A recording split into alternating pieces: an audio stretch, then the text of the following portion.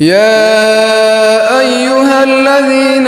آمنوا لا تلهكم أموالكم ولا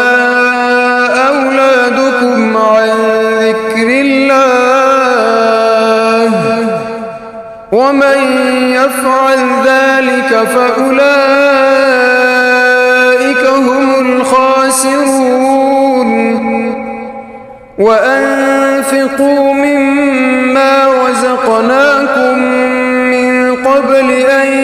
يأتي أحدكم الموت فيقول رب لولا أخرتني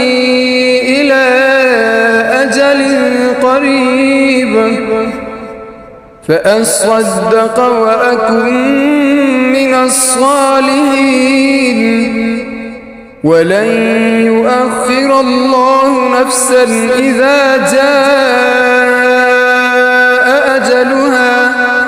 والله خبير بما تعملون। ऐ ईमान वालो, तुम्हारे माल और तुम्हारी औलाद तुम्हें अल्लाह के जिक्र से गाफिल ना कर दें,